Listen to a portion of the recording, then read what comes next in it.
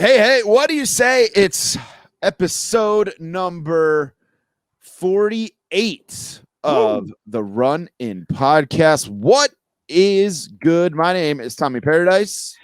It's showtime, folks. It's your boy DJ up here in the rafters.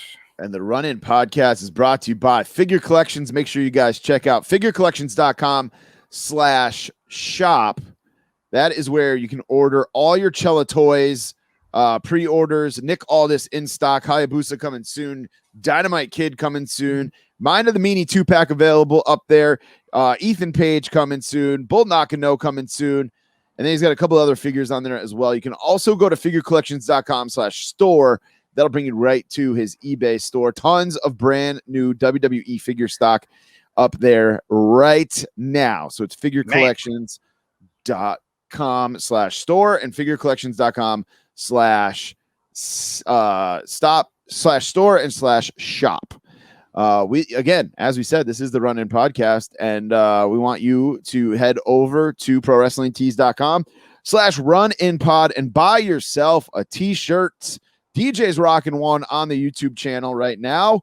I was rocking one last week. I'm not rocking one right now, but I'm gonna be rocking one tomorrow when I head to, if you're listening to this on Friday, it's today when I head over to the next town over, Enfield, Connecticut, and I go to the Blitzkrieg Pro Wrestling Show. Pro Wrestling returns to New England.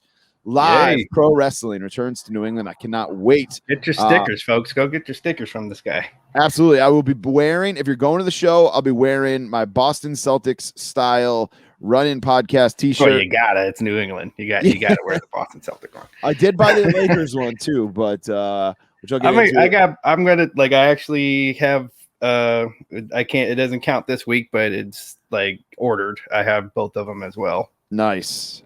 Yeah, we'll talk about it in weekly purchases, but hit me up if you're at the show and it's sold out. Only 100 tickets sold. It's sold out. Hit me up if you see me there. And grab some stickers. Also, if you can't be there, like DJ can't be, unfortunately, let me crack this bang here. Bang. You can be there virtually, and you can watch live on Twitch. All you got to do is go to the Major Pod Network. It's the Major Brothers Twitch feed.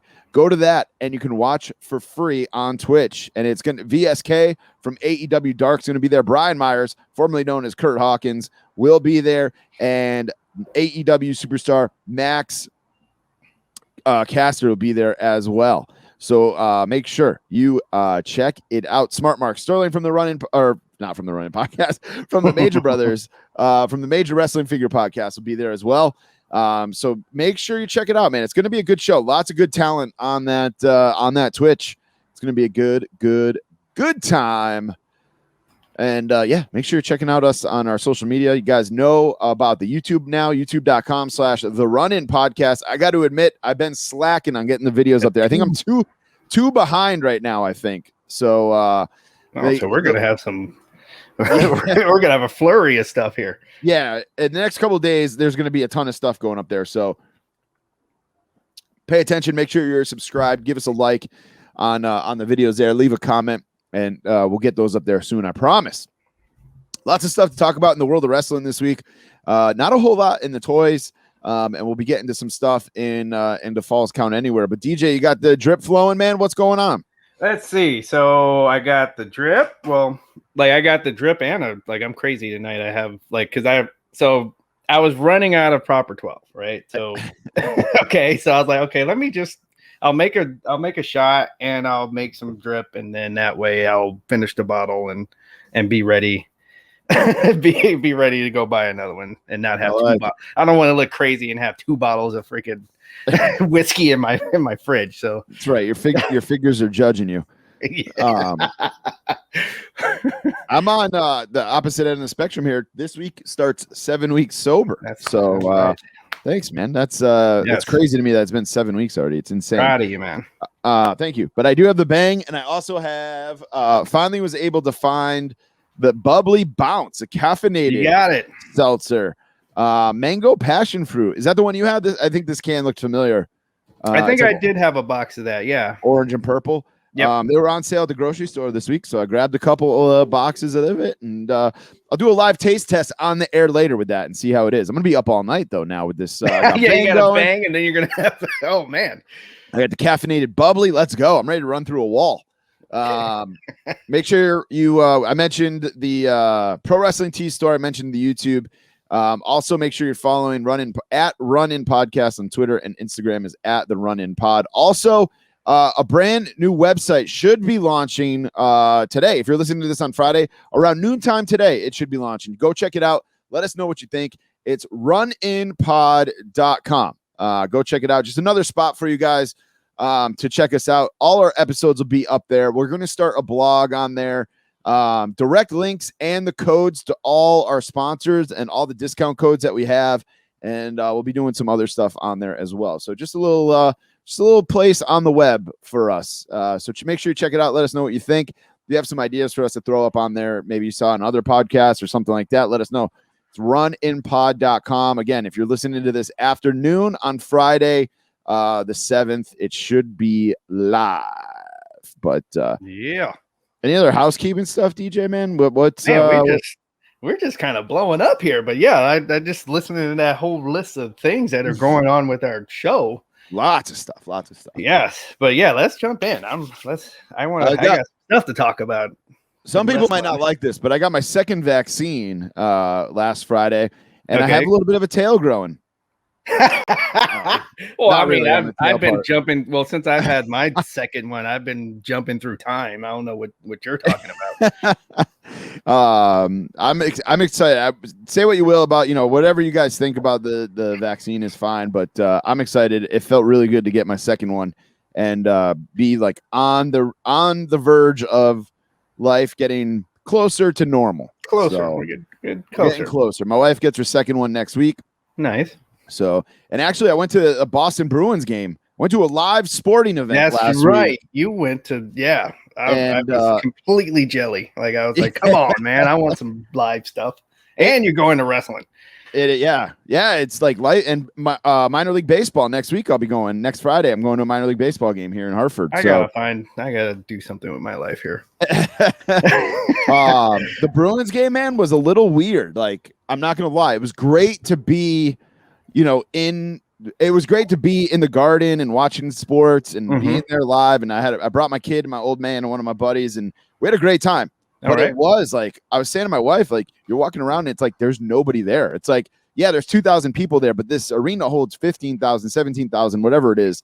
Right. You're walking around and we're in like the lower level, and it was just weird, man. Like, nobody there. Not all the concession stands are open. Like, your food is very limited. But all the prices were like where they were like normally at, and like nothing was like gouged. And nice. It was I don't want to say it was an affordable night out. It wasn't insanely crazy though. You know what I mean? Say, yeah, they didn't charge you $100 for nachos. No, I got a chicken like a barbecue pulled chicken sandwich and fries. And it was like $13. Like, that's like stadium food. Like, no, that works. Kid got chicken tenders and fries, and it was like 10. It wasn't like. And then let me guess, and then like a regular sized beer was 7, right? Actually, my buddy got a beer that was with us. He got like this size, 16 ounce, and it was 10. A Coors Light. I was like, I was trying to make it like, okay, they charge you 13 for the food, and then when you go for the drink, take the rest of that 20 from you.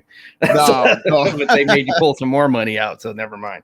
No, yeah, it was like 10. Dude, they had this crazy new thing where you show your ID because they sold beer in it, but it was like a convenience store in the middle of the arena. You put your credit card in the slot before you go in, and then you walk around. You walk around, anything you pick up, they charge you for. I don't know how it worked, but like that's what we got. We got candy and like a couple of sodas and a bag of chips or something. But what if I want to like read the ingredients or something? Yeah, I guess you better just know what you want. You better know. You better know what's in that Snickers or those Sour Patch Kids. I'm not supposed to eat dextrose this week, but I guess before I get charged, let me just take it. Yeah, it was wild. And it was pretty accurate. Me and my buddy, we got back to our seats. I'm like pulling up my bank statement to see what they charged me. And it was spot on. His was spot on too. It was crazy.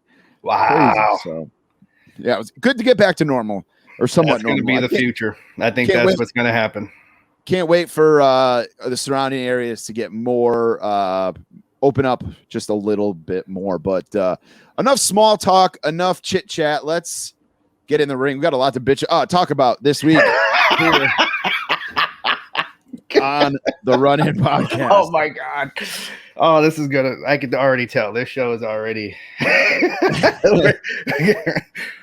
In the Ring is brought to you by our boy Buy Sell Trade Toys on Instagram and Twitter. Kenny was supposed to meet up with him last week, and it didn't end up happening. Kenny forgot he had plans with his wife, so you got to do that. We're gonna postpone that, and you can use the code RUN10 to save 10% at buyselltradetoys.com and on Instagram at buyselltradetoys. Let's get right into it, DJ. Blood and Guts. Oh, you're going right for the blood and guts. Blood and Guts. God. AEW just can't finish. AEW that's It's like okay, so obviously this is war. They can't use the words war games, but this was war games, right? I kind of liked how they started like pulling up the canvas and you started to see, you could see the wood underneath, and they were, just because it was a fight, so that made sense. Yep. All right, now I'm gonna let you talk about the ending, and then I'll chime in after you. I know you got something to say about this. I got a lot to say about the ending. I just think. So first, let's start with the Jericho fall. I have no problem with MJF winning. I have no problem with the Pinnacle winning. Nope. But the problem is there was a lot of problems. Camera work was awful. They actually showed Jericho pulling the blade out and blading himself. They showed there's a couple of times, like in the whole show, blading, in my opinion, was an issue. Like, because you could see, like, there's a couple of times in even some of the other matches, you can see some blading. Like, you can see them about preparing the blade. It's just like, no, that's not the way it's supposed to go. But go ahead. I don't think it's the actual blading. I think it's the cameras. Like, I think you're supposed to be looking at the opponent. Like, your camera should be on the opponent, right? Like, messing with the crowd. I don't know, and there's a few points that I'm going to make here about that main event where the camera was just like showing you stuff that you shouldn't be seeing. Yeah.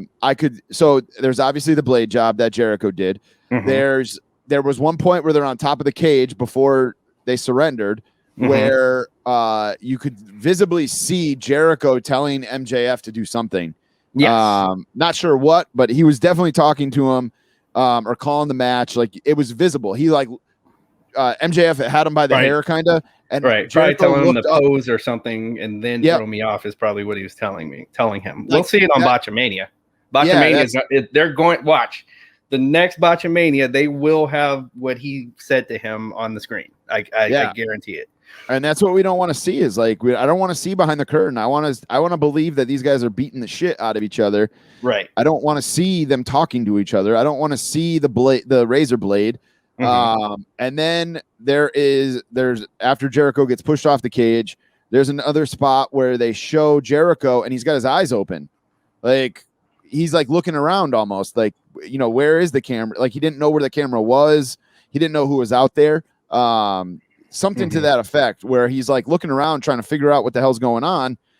You just fell off the cage allegedly, man, and fell onto this quote unquote steel cardboard floor with a Casper mattress underneath it. Right. And you have your eyes open. Like, come on, man. Like that shouldn't be happening.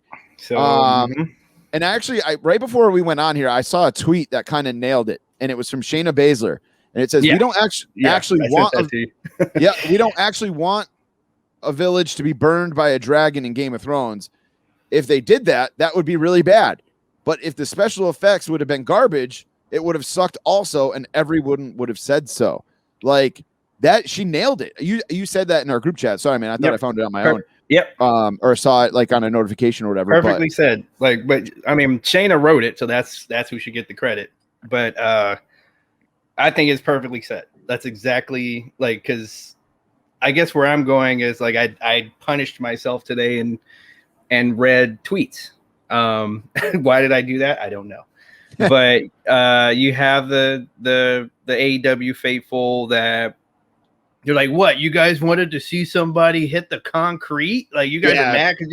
And it's like, no, that's not what we're mad at. What we're mad at is that, like, so number one, like let's start with the whole umbrella thing here, is that if again, AEW fans, I already know if WWE, anytime WWE screws up at anything, you guys are all over it. Yep. Right. Like it doesn't matter what it is. Okay. So now we go to this match. I said the problem here was that the announcers were they were really hyping up that there's concrete down there. And MJF is, he was going to throw him over, like the bastard. He was going to throw, like that was supposed to be the thing that was so bad. In fact, remember the ending of the match. That's why they surrendered, was because he was going to throw him off the top. Right. So so this fall should be the worst thing that happens in this entire match, because everybody built it that way. Yep. And then for him to get thrown off and it's foam, it's exactly just like the ending of the quote exploding ring match. Right. You hype this exploding thing that's going to happen. Like you hyped it up, like that you brought us to this, hyping this up, and then to give us a really weak, ending like that, or he's falling through foam and having sparklers go off and then having people sell it. That's the problem. Yep, it's like I said, man. AEW cannot finish. Shotzi Blockhart had a great tweet too, where it's just a gif of a girl falling onto a bed, after the event happened. Is that what she was doing? Okay, I saw that and I didn't make the the relation. Yeah, man. It was just like, say what, yes, WWE does the same exact thing. When somebody falls off of with the exception of Mick Foley, when somebody falls off the top of the Hell in the Cell announce table, it's usually. The announce table breaks. There's a mattress underneath it or a foam block. But at least you got that sound. You got you have the sound of the table breaking. You have. That's exactly where I was going. The sound of this, the sound of this was like blue balls. Like there is nothing to this. You need that exploding, dramatic, even if it's a piped in sound. You need the crowd reacting. There was none of that. I understand, there's not as many people because of COVID and stuff like that, but you need all those elements to make this yes, we know he's not falling on real steel, but maybe don't call it steel when it's cardboard and it's going to not make that sound. Right. Like maybe just call it, I don't know what you're going to call it, metal. It's a floor. Like a floor is fucking hard. No matter what it's made out of. So what I was telling people on Twitter was that they should have sold the height of the fall. Sell the height. Like say this is, you can make up a height. We don't know. Like, oh, this is a 35-foot fall, whatever. And so now we're worried about how high this is instead of what he's going to fall on. Right. Okay. And then you could have done it like you said, and have a little bit of sound to whatever he's falling through, and we would have been fine. Yep. But again, this is why they gave up. This is why they surrendered at the end of the match, was because MJF was threatening to throw him off this thing. This is the climax of the match, another one of my complaints, by the way, was the turning point of the match. We're in the picture-in-picture commercial. So when MJF and Jericho escape the cage, we're in picture-in-the-picture. Yeah. What? Dude, just like when you watch a big league movie on TNT, when they're going into the third act of the movie, they tell you this is going to be limited commercials because, basically you're going into the end of the match or the end of the movie. So you should tell your advertisers, hey, at the end, at the main event, maybe we'll run something across the bottom if you really need your logo or something, but we're not going to commercial during our main event. That's all but because that was to me, that was horrible. It's like, wait, this is like a pinnacle moment here. They're getting out of the cage and they're going up to the top. Why am I watching a Cheez-It commercial? A pinnacle moment, pun intended. Yeah. Pun intended. And Sammy Guevara like is my hero after this. Like I'm like he made a bigger fan out of me watching him in this match. And I also sent a picture of what he looked like at the end of the match. Yeah, like the stuff he was doing in this match was like, yeah, this dude he's badass. Yep. Yeah, and I would say he's like the highlight of this match. There was nothing else really that was like interesting to me in this match. It was just kind of like, yep, whatever. Even this, you know, the like we said, the conclusion where Jericho gets pushed off, like it's still not exciting. No. I mean, even Rikishi, like remember Rikishi fell in it wasn't that big of a deal. It wasn't that big of a deal what he fell in, but they did it correct. Like the angles and stuff that we saw him fall at, and you know, it still meant something, even though he fell in the hay. Right. Okay. It didn't end the match. Like they weren't going to end the match because he was about to get thrown on a bale of hay. So right. Yeah. And no more, like, I can't do the excuses that they're a new show anymore. I can't, like, to me, that's over. It's like, okay, you got all these veterans, like you got all these veterans that know TV wrestling. You have all the money that you need. Okay. Dude owns a soccer team. Right. And by the way, his soccer team's about to get deregulated, and their fans are pissed because they're like, dude, he's over there, you know, doing all the wrestling stuff, and he's not paying attention to the transfer window. So they're not happy. So with him coming to play with his toys over here. Yeah. So I mean. And obviously he owns the Jaguars too. Like he's got, yeah, that's right. Jeez. His hands in a lot, but so he has the money. Is my point. He has the whole, you know, the production, new show. None of that is valid anymore. That's what I think is like kind of surprising to me with all this is that he is very like obviously he's got the money. Like why isn't the production value better? Like, I don't get it. Obviously, like there's all those production issues. Like what's going on over there with Mr. Khan? It's like he is trying to like he's kind of my imagination, like being on the outside looking in. It's almost like it's a Jerry Jones kind of thing, Al Davis kind of thing, where I'm going to do this the way I want to do it instead of like hire a producer guy, like, you know, right. You got the money. You could make this just as polished and then still have the gritty. Like, I know you want it to be like more gritty than the WWE, but it also doesn't have to look backyard. Exactly. So 100%. So again, and I know we probably pissed off the like whoever is aid, and I watch it every week. I got, you know, my ever-growing AEW collection. There are a bunch of like, you know, Scorpio Sky is one of my Scorpio Sky. I just said I really like Sammy Guevara, the Juice, you know, all the I like these wrestlers, but I just want to see if you're gonna tell me that this is the company that's supposed to put WWE, like, you know, it's just what I'm seeing people say and what they said about this product, and they're not delivering that, and then we have people that want to look over all of that and say that was a great show, everything was good, right? And it's like, no, it wasn't. Everything was not good. No. But speaking of good, we'll move on from Blood and Guts, and we'll move over to actually. Do you got anything else about Blood and Guts that you wanted to? I'll leave them alone. Like I was just gonna say, we did like. Don't forget, guys, we're not just shitting on AEW because a couple weeks ago we did say we like we were talking about the women's division a couple episodes ago and like how it maybe it's turned the corner and maybe things are getting back to where they should be. So just we're not totally bashing AEW.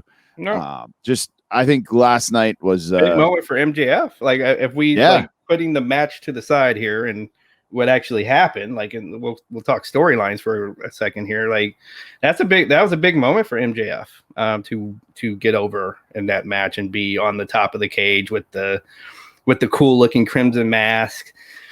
You know, so I thought that was like, you know, if that's not a poster or a t-shirt or something, I would, you know.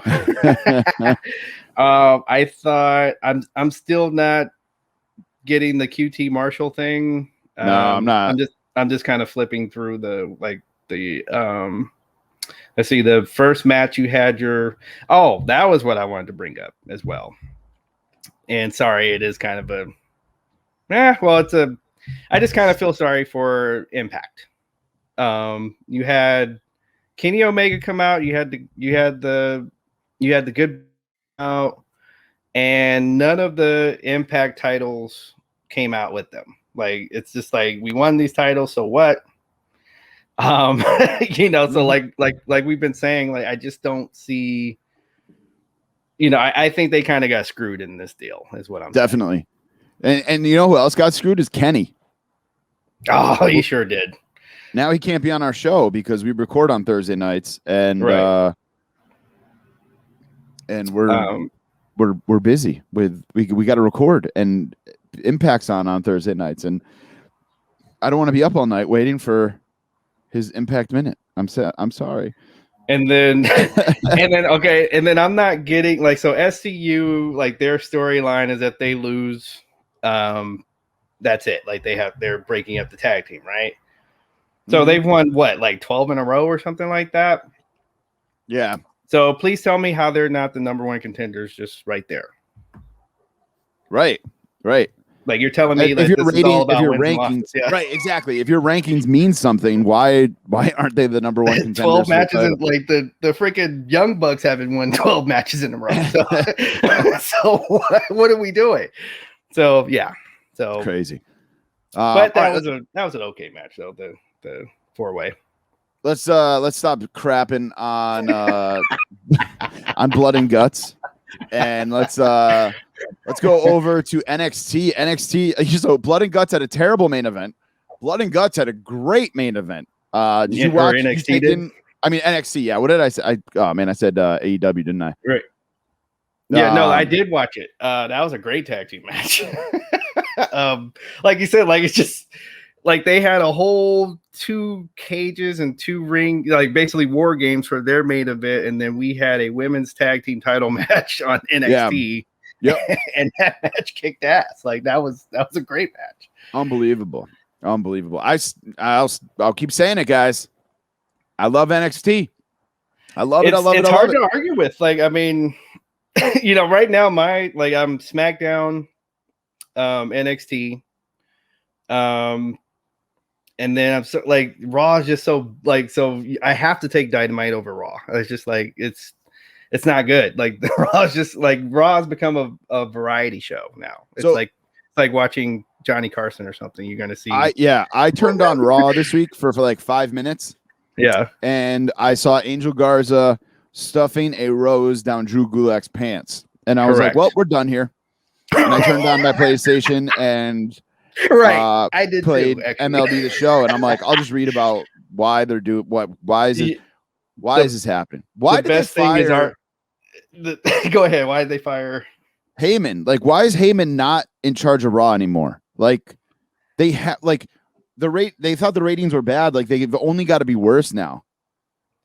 Heyman can at least tell some, like, you know, continuity stories for each week. Like, so the problem I have with Raw is that you can tell that the writers don't know anything about wrestling. They're just TV writers, which is not good. And then, you know, I mean, the best thing on Raw is the team with the with the Bro and Matt Riddle and Randy Orton. Yes, RK Bro. RK Bro. That was the name I was like trying to pull up in my brain. Yeah. So I think they're the best thing on the show right now. I'll be honest with you. I've only seen like pictures of them. I haven't actually seen like any of their stuff because like by the time it gets them, by the time it gets to, the good stuff, I'm just like, I'm over this. Like, I got other stuff to do. They're great because it reminds you of Rock and Sock, and basically having like the goofy funny guy and the straight guy, and so it's a comedy team that actually can go in the ring. Some pretty good finish. They got some good tag team finishes, and they work. And to me, they're the best thing on the show. Like because I don't get the women's championship storyline. Like, that it doesn't really make the Charlotte and Asuka thing just doesn't make sense, really. Same here. It's WWE. I love WWE. I'm like WWE till I die. But it's just so bad right now. So see, bad. we'll tell you when WWE is not doing something well either. Right. Well, yeah, we'll shit on WWE too. We're equal opportunity shitters. If we had like titles for our show, that would be it. Yeah, I think that would be equal opportunity shitters. We might have to. We're coming up on 1 year, so maybe after 1 year, me and you were talking about changing some things around. Maybe after 1 year, we'll start going to show titles. Start naming the shows. Yep. I'm with it. All right. I can go. I can do it. So I'm not sure if you guys noticed, but we're also not really going in our threes because I felt like I started making a list of like what happened this week. We're probably going to have the same ones. Yeah, exactly. So, speaking of Raw. WWE fires Chelsea Green, fires Billy Kay, fires Peyton, fires Mickey James. Yep. And then hires Eva Marie. Like, let that sink in there for a minute. Yeah, I'm not saying Chelsea Green obviously was kind of like unproven, right. At least at a WWE level. Billy Kay and Peyton Royce. They were former like one of the best tag teams that you had. I was going to say they were former tag team champions. Right. Mickey James, she's going to be a Hall of Famer. Right. And Eva Marie, man. Again, we're shitting on WWE, but that's okay. So it's like, so from what I'm hearing, like she's been doing some work in the ring because that's what she needed to. Like that was the thing with her. Like she had the look. She's always had the look. Like there's nothing wrong with the way that she looks. She even, like, in my opinion, has mic skill. Like I think when she does get a mic, she's good. Yeah. But once the bell rings, so so hopefully, she did her due diligence in the ring, and we'll see something here. But for now, it's not a good look right now. We'll see what because I mean, the WWE is also known for rehiring people. Right. So we'll see what happens. But I need to see her in the ring before I get any kind of excited about Eva Marie coming back. Yeah, I'm the same way, man. All red everything, but now she's pink. But yeah, I will get, like, a lot of the stuff I read this week was like talking about how she has been training, to come back since she got fired, which is respectable, whatever. McIntyre. But Drew McIntyre. Yeah. Who else did Jinder Mahal did that. Jinder Mahal. And then I feel like Enzo and Cass has been doing some work. Right. Here. Yeah. Big Cass ended up on Impact. He ended up on the Impact pay-per-view. Right. And he looks he looks in way better shape. He looks great. Yeah, He looks great. So we'll see. Like, it's just so weird to me that like 2 weeks after you fire all these people, you're bringing back this chick who sucked. Who sucked at the time of her release last time. She sucked. No, but I didn't see anybody shouting to the heavens that she got released. Right. Exactly. So keeping it going here with WWE, two big kind of big things on SmackDown. Roman got a new theme, which I think it's good. This is probably the best. Yeah. That's Roman's what the kids say. Now, yeah. It's one of those things where it's like, this is one of the best things I think that that new company that is making the music, the in-house production company, is like one of the best ones that they've done. That doesn't sound like everything else right. that they've done. And you can't with him. Like with right. Roman, everything's got to stick out. Like he's the man right now. Like let's face it. Like Roman is the man right now. So you gotta come with it. I will look at 2014 me, 2015 me, 2016 me, whatever year it was, and I'll be like, "Yo, Roman Reigns is good."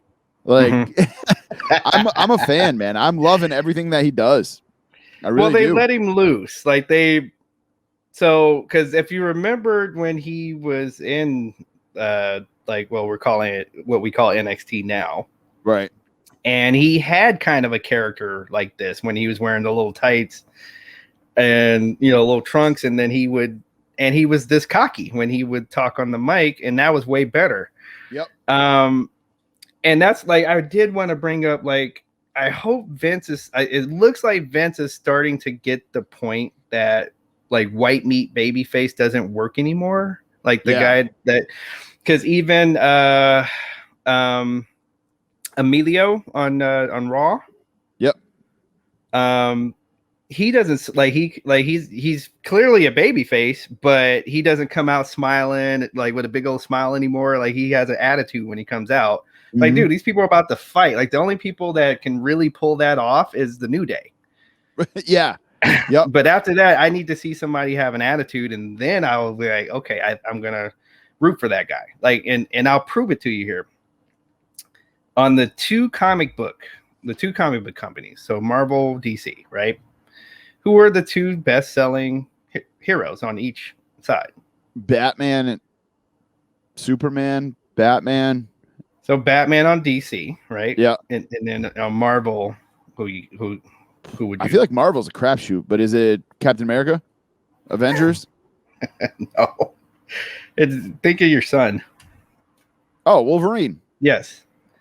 What do they have in common? They have a badass side. All right. So this is what we. Yeah, that's it. Okay. But yeah, this is how we here in 2021. This is how we take our heroes now. Yeah. So white meat babyface don't do it anymore. Like right. That's a great point, man. Great point. Also on SmackDown, we've got Daniel Bryan. Allegedly, maybe, could be right. All done. We don't know though. Nobody knows. Nobody knows. I think we're getting taken for a ride. You think so? I mean, just like kind of like the CM Punk thing where he wins the title and runs off into the crowd, and we're supposed to think, oh, and he's not under contract. He could just take the title and run off somewhere, right? Or Mark Henry in the salmon suit. Right. Okay, so I'd like to see him make a run in NXT. Like I think that would be fun. Just so that he touches on his way out, he touches all three shows. Yeah. And dude, like I don't want to see him. He's got wife, kids. We've seen what too many concussions can do to a person. Yeah. He doesn't have anything else to prove. Like there's nothing else for Daniel Bryan to prove at all. And look, I'm sorry, I'm gonna throw one more shot at AEW, and I apologize to folks, but I see for him to go to AEW, I'm just seeing way too many botches. Like I'm afraid, like when Sting goes out there, I'm afraid for him. It's just like these guys are not as polished as when somebody comes out of the performance center of WWE, right? And we're seeing it, and so to put this guy that does not need any more concussions, go ask Matt Hardy. I would not feel comfortable with him there, and I don't think look at the WWE guys that have gone over to AEW. I don't think it's going to be all that much different. I don't see. Like Kenny Omega saying, "Oh yeah, I'll give him the title for a while." I don't see it happening. Right. Yeah, I see him doing like Ring of Honor, like going back to Ring of Honor if he leaves WWE. I can go with that. I could also see him being a big name on the actual indies, like this Blitzkrieg show I'm going to tomorrow. Like they pay a lot of money to bring him in, and he sells a lot of tickets, like, and that gives him more time at home with his family. It gives, you know what I mean? Like, he's only gone on the weekends. He gets the freedom to do whatever he wants. I could also see him in Impact, actually, too, just because it's got that not low budget, but like the low, I guess the low production, low budget feel, like, and he can kind of do whatever he wants. Like, I think it could be. I don't see him going to AEW either. Just because I don't know. There's something about it. I also think it's a work. I think he's staying. I don't think he's. That's what most people think. Like, even the AEW. Like, I just read an article. Even the AEW performers don't think he's going to stay with WWE. Yeah, it's crazy. Good stuff though. Keeping us on our toes. That's like one thing that we don't really know what's going on. I love it. I don't like. I kind of like not knowing where somebody's going to go. That brings me back to the Monday Night Wars, where a wrestler can pop up on whatever show. I kind of like that. All right. Real quick here before we keep going, let's hear a little word from our sponsor, Figure Collections. Guys, how many figures do you have in your collection? 20, 50, 100? What about 43,000 figures? What? 43,000 figures. FigureCollections.com has a database of 43,000 action figures and toys, allowing you to search by character or series. You wonder how many freaking Undertaker figures there are? I'll give you a hint. It's over 300. You can see pictures of almost all of them by searching Undertaker in FigureCollections.com database. FigureCollections.com has been around since 2007, providing the best figure information, deals, and videos. You can get all the info over at FigureCollections.com. Check out the figure database today. It's FigureCollections.com. All right, that's FigureCollections.com. That's our boy. Please go see him. I swear, like, there's some of the stuff that he's got lined up on that in his store. I'm loving it. I love his store. I'm looking at it right now, and he's got everything too. It's not just WWE. He's got like Pokemon figures up there. He's got Mortal Kombat. He's got a little bit of everything. Ooh, Mortal Kombat's kind of hot right now too. I still have not watched Mortal Kombat. I need to make that happen. It's definitely better than the 90s one. All right, keeping it in the ring here. Before we jump into some news, let's talk about some of the new stuff that we've been watching. Obviously, the A&E documentaries, the biographies, have been a hot topic. The Roddy Piper and Steve Austin one were the first two, and then, what's funny is, like, people who, I think these things are doing their job. Yes. They're bringing people, because I was at like my hockey game on Sunday, and one of my buddies, one of the guys I play with, he was like, "Yo, have you seen these documentaries on A&E?" Yeah. And I'm like, "Yeah, they're awesome. I've been DVRing them." And he's like, the Piper one made me cry. He's like, and he hasn't watched wrestling probably in like 15 years, 20 years. Right. And he's like, the Piper one like legitimately made me cry. Yeah. He's got a bittersweet story. Yeah. He's like, these things are so good. He's like, I can't wait to watch the rest of them. And he's not the only person I've heard that from as far as these go, where it's like, these are kind of bringing people back in, not back in necessarily where they're going to watch Raw every Friday night, but they're nostalgia, like, yeah. You're pulling in the outsiders. You're pulling in the people who haven't watched in a while, the lapsed fan. Macho Man's though, DJ, what'd you think? What'd you think of Macho Man's? I have a feeling, like, so we'll find out this coming week with the next story, but I have a feeling that they lined them up the way that they're lined up for a reason. Like, that's what this one made me feel like. Like I said, let's see if it's a pattern with, like, we got the Warrior coming up, right? No, Warrior is Dark Side of the Ring. Booker T is next for Biography. Booker T is next. Okay. So let's see what happens with the book, because Booker T had as I said, he's got a rough story. So let's see where it goes, because number one, they knew, like, they had to know, they're like, wait, Dark Side of the Ring is about to start their season, right? So we might need to get some punch going here. So let's throw the two, like, kind of kind of fluff pieces that we had with, like, let's be honest here, with Stone Cold and Roddy. Even though, again, like Roddy, like, I guess because I've seen things like that. Like when they, like, it pulled me in when he said he was in South Central and Right. was doing basically pit fights. I've seen it before, and so I know he was telling the truth. Okay, so I know he wasn't lying. So that, what, like, even though it felt a little bit soft, it wasn't. Like, Right. if you go back and watch it again, they weren't really soft on Roddy either. But here we go with my complaints with the Savage one.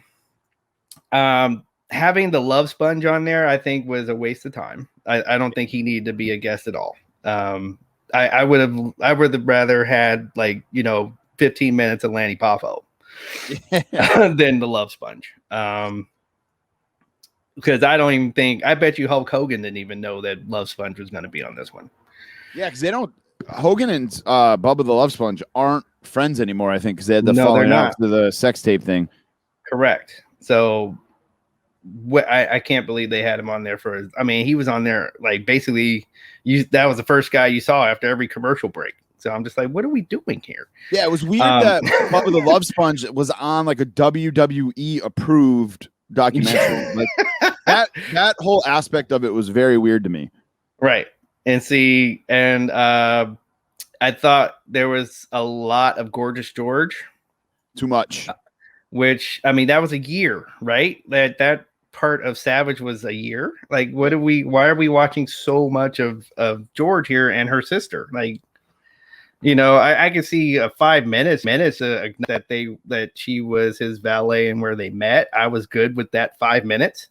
And then we should have moved on to how he retired. Like, I didn't need the rest of it. I was shocked at how much of Gorgeous George was in there. How much negative stuff was said about him, and then especially like for her, like, it's just like, dude, you would not be anything without Macho Man. right. But also, like, okay, so one thing I thought was funny was Hogan. You guys, I've said it on the show before. I love Hulk Hogan. I hate Terry Bollea, and I think we got Terry Bollea in this documentary, not Hulk Hogan. But one of my favorite parts about the whole documentary was we have Hogan saying that Steamboat and Macho Man in WrestleMania 3 were not trying to go out and steal the show, but yet in the next I laughed out loud. Yeah, next clip, right? Ricky Steamboat is like, "No, we were going to try to steal the show. We were trying to, yeah, no, and what, dude." Like, of course, any wrestler is trying to steal the show. You dumbass, Terry. Especially the Intercontinental title at that time, right? That's kind of when you're having the Intercontinental title match at WrestleMania. That's kind of your goal in that match, is to try to steal the show. You're the mid-card title.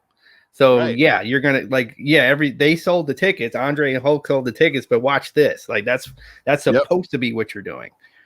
And then the other thing that caught my attention was actually on Twitter. Conrad, you guys know Conrad Thompson, the Podfather. He tweeted, like, what was left out of the documentary that took over for his rap career. Like, why? What did they take out to be like, oh, you know what needs to go here instead is his rap career, the one album, right. Like, you could have talked about that for 30 seconds. Right. Yeah, he put out a rap album talking shit about Hogan. Yeah, be a man, bro, Hogan. But, like, and I guess one of the producers of the show actually, like, tweeted him back and was like, a lot was left on the cutting room floor. And it was like, all right, well, why didn't you talk about, like, his charity work that he did? And like, I don't. Yeah, it's the whole thing is just like weird, because it took WWE and Macho Man's estate, Lanny Poffo and whoever else is in control, to come to an agreement on, like, a merchandise deal and Macho being part of everything and being in the Hall of Fame and stuff. So for them to not fluff him in this way is like, and like, did Lanny sign off on all this? Like, how did this whole thing go down? Is just, I had a lot of questions after watching it, and it wasn't like, but it also made me feel like terrible for the Macho Man, because it's like He's not alive to defend himself on any of this. Now, if I like say something, if I missed this, but did they have anything about Stephanie McMahon in this? No. So that's what. So when you just said stuff was on the cutting room floor, that's the first thing that comes to mind. Is that the McMahon saw that part and like, yeah, you're gonna need to get something else in there. We're not like Stephanie's probably like, I'm not talking about that. Yeah, I don't know if like I feel like that's so taboo that like I think they would know not to bring that up, especially with a WWE like produced documentary. You know what I'm saying? Well, especially like because it seemed like they want, like you're saying, like they didn't mind going down the rabbit hole in this particular episode. Which again, I feel like they're doing because they know that, you know, even as we record this, at least for me on the West Coast, like the Brian Pillman is going right now. So, and you know, the Brian Pillman's going to be, you know, that's going to be a roller coaster ride. And that's what, 2 parts? Yeah. So part 1 is actually already on YouTube right now. I watched it earlier this week. Okay.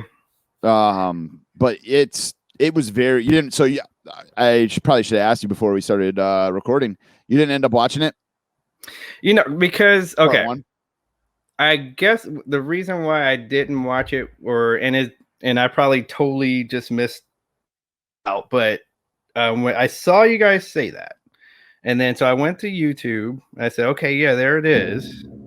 And then when I looked on my channel guide, it should, like, it says that the episode is 2 hours, like the Brian, you know, it's 1 hour and 55 minutes. Yep. And then the YouTubes I kept finding were 50 minutes. So I'm like, wait, are they only showing half of the episode, or what's happening? Yeah, there's not probably a whole hour of commercials. That's interesting because like when I watched it on YouTube, it was Vice's YouTube. Right. You said, it was like 50 minutes or whatever, but like it didn't feel like anything was missing. So yeah, maybe we'll just talk about the Dark Side of the Ring next week. We'll go kind of do it next week. Yeah, a week after. But yeah, I forgot what even got us on that track. We were talking about Macho. Oh, just how dark this was. Like it was. Yeah, it felt very like they were rivaling Dark Side of the Ring. Is what I feel like was happening, and I felt like they scheduled and made the tone like that on purpose so that they can rival. Because I'm pretty sure Vince saw those numbers from Dark Side of the Ring last year, right? So he's like, okay, I'm getting in on this. Like they're going to talk about it anyway, and I can't stop them. So can't beat them, join them is what I feel like is happening here. Yeah, I agree. I just hope it's not. I hope these aren't all like this. I know there's a Shawn Michaels one still coming. Like you said, the Booker T. That one's gonna I think Booker. Yeah, so we got some like the Warrior. Like I think we're about to. It's gonna get a little bit dark. I think that's my feeling. We'll see what happens. Other ones. I'm trying to look and see who the other ones are. A&E's website only shows. Oddly enough. Oh, Mick Foley. There is an Ultimate Warrior coming. So there's an Ultimate Warrior Dark Side of the Ring. I saw that. Yep. And an Ultimate Warrior biography. That's going to be interesting. That's going to be interesting. Piper, Booker T, Shawn Michaels, Bret Hart, Mick Foley, and Ultimate Warrior. Ooh, yeah. See the Bret Hart. Yeah, we're about to. So yeah. So I think we got the 2 happy-go-lucky ones, and then now we're about to get. It's about to get gritty. Yeah, it is Brian Pillman part 1 and part 2. That's so weird.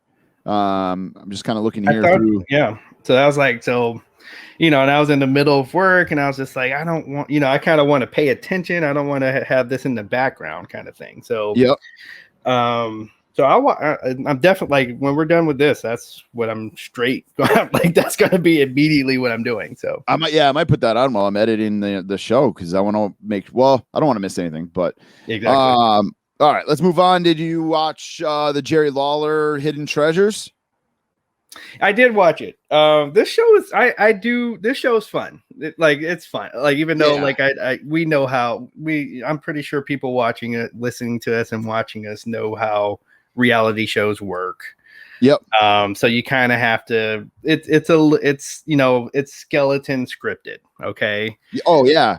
Okay, but it's fun. I like these, and I like the nostalgia, and I like how they take you back to what this item was from, and you're just like, oh yeah, I do remember that, so I think they probably made these to kind of bring us back up after watching these next documentaries. Right. Yeah, that's a good point. I hated the first one, but I really enjoyed the Undertaker and Kane one. The Undertaker and Kane one was fun. Yep. And then I really enjoyed this week with Jerry Lawler. I love the whole Andy Kaufman, Jerry Lawler angle.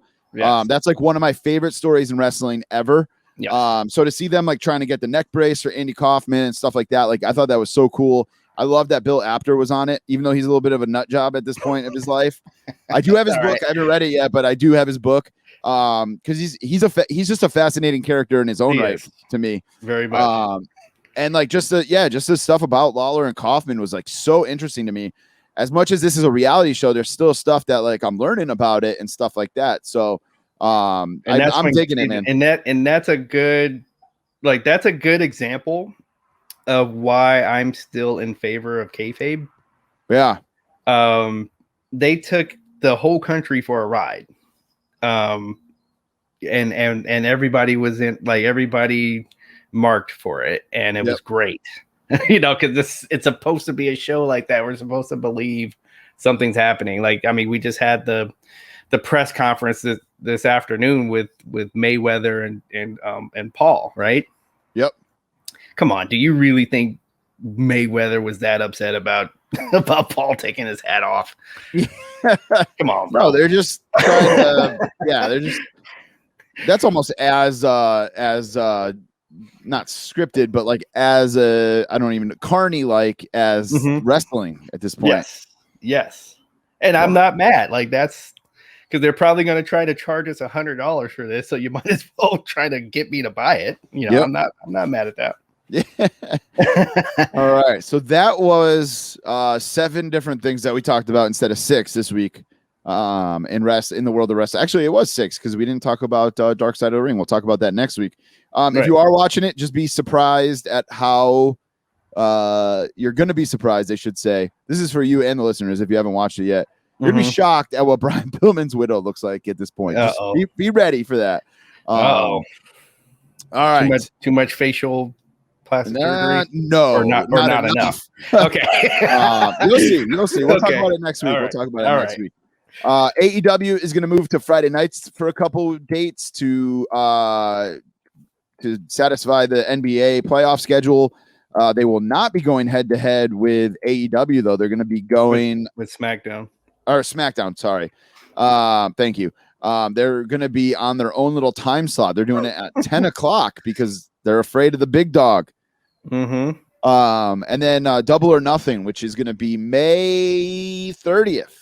It is going to be a full crowd of, I think, 5,500. Going to be there at Daly's Place in Jacksonville. So, and 2 matches already announced: Kenny Omega versus Pac or Orange Cassidy, which is weird. That's on Wikipedia. That those 2 are the number 1 contenders, and then Sheeta and Britt Baker for the women's. That's going to be so. Like, I'm looking forward to that match. Because I think they're going to tear the house down. That's going to be a banger. Yes, I'd like to have that as a triple threat. Actually, maybe that's probably what's going to end up happening. Throw Thunder Rosa in that? No, I mean the the world title, men's title match. Yeah. I wouldn't hate that. All right, DJ. We got one more thing to talk about. This looks like it's going to be good as well. Stone Cold's got another Broken Skull sessions coming up. It looks like the Godfather is going to be on. He put up a picture today of a bottle of Jack Daniels saying that an empty bottle. An empty bottle. Saying him and Stone Cold finished it during their recording the show. So can't wait. I think that's going to be a hell of an interview. That you have to you got to really think about that guy's career. It wasn't just the Godfather. Like he had all these characters that actually he had good runs with pretty much each character. All of them except Kama, I feel like had a decent run. I think all of them except Kama had a decent run. Because Kama wasn't that long, but it was just like the look of him, I think is like he is kind of burned in my mind. But Yep. I guess he didn't. I guess it wasn't that long of a run with him. Right. But all right, guys, that is it for In the Ring. Before we jump over to that toy aisle, let's freaking do this. Let's give this bubbly bounce. Caffeinated sparkling spring water, a taste. Mango passion fruit. Here we go. Let's try it. I just finished the bang. All jumping all over the place later. Let's do this. Here we go. All right. I always smell it something before I drink it for the first time. Like I did that mango Pepsi last week. Although I haven't had that mango Pepsi since then. But I haven't seen one. Here we go. He's taking a drink. I don't really taste any flavor to it. It's not. So like what you got to realize with those, it's not like a sugary. Yeah. Kind of maybe it's because I just had the bang and like I and still then have you like had that. a bang. Yeah. Right. So I might have to give this one another shot next week, but it's not bad. I mean, it tastes like seltzer, but it's not like mango. I don't taste mango or passion fruit. So I think the bang kind of probably took that out of it. I should have had some sorbet to cleanse my palate. Right. Or some crackers, like some little, the little soup crackers that you oyster crackers. Hell yeah. I Yeah. love those things. All right, guys, it's time to walk that toy aisle.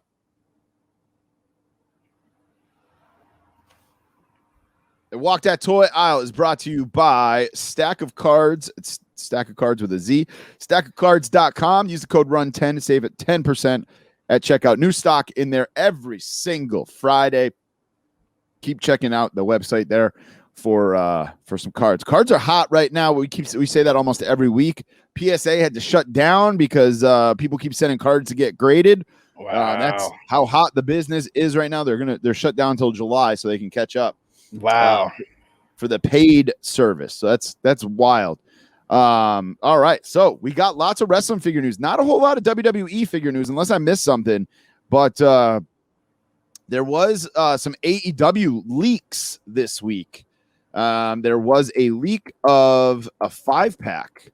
Let me find I lost my page here. I had it bookmarked.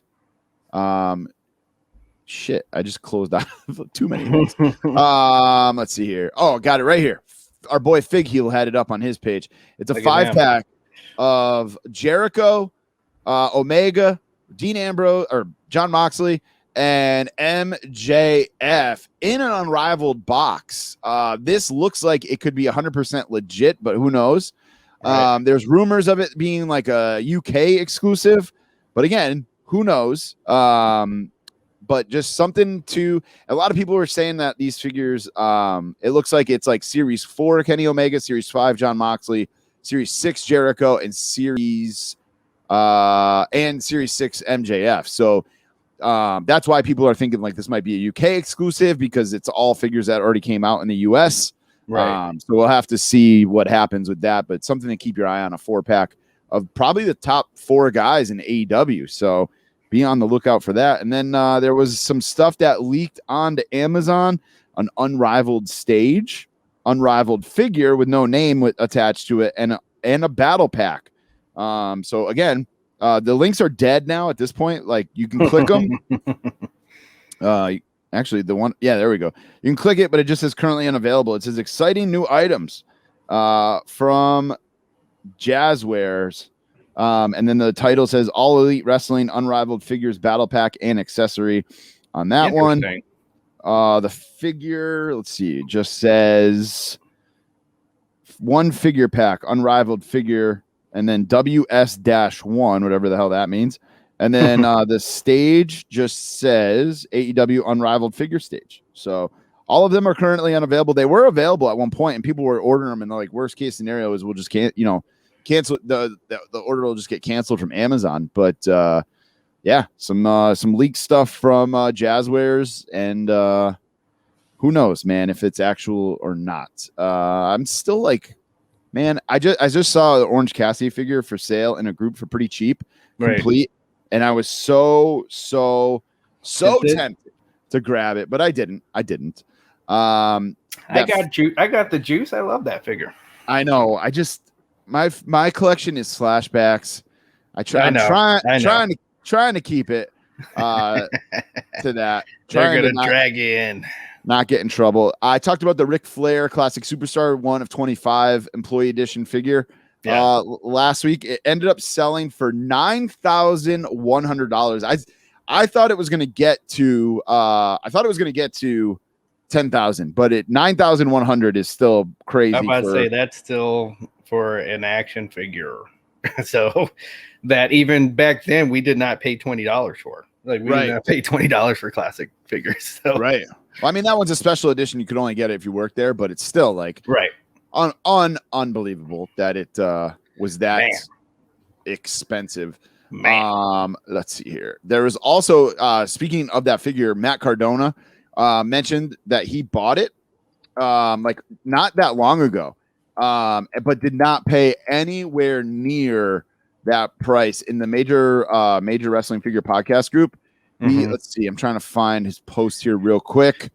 I wonder if that person like saw the name, and I want to say it was like he paid $2,000 for it, like on eBay. It was like not.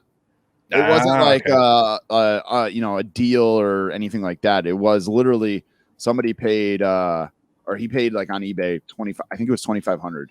I can't find the post at the moment, but crazy, man. Because the next person that decides to sell theirs, they're going to get more. Like that, it's going to keep going up. Yep, exactly.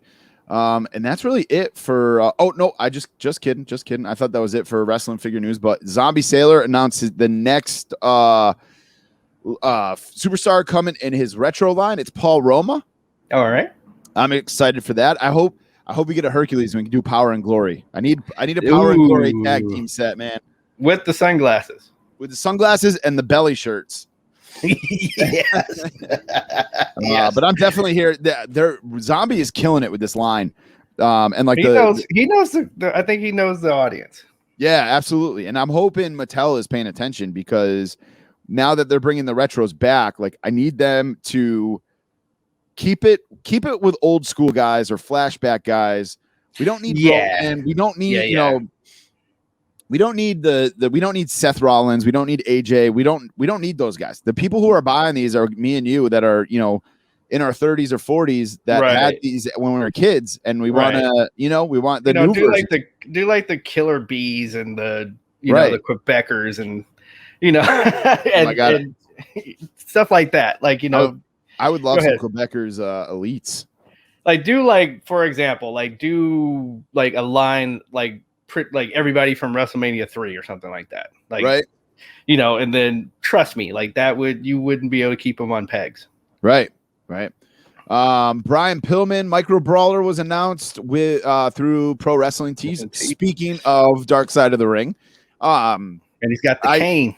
Yeah, I pre-ordered this. I'm not a huge brawler. Like I like them, but I've never really gone out of the way to get one. And I was just like, I love Brian Pillman. And that's my favorite version of him when he showed up with the cane and point. Like he would just all of a sudden show up in the middle of the ring, pointing it in the air like that. That was dope. Yep.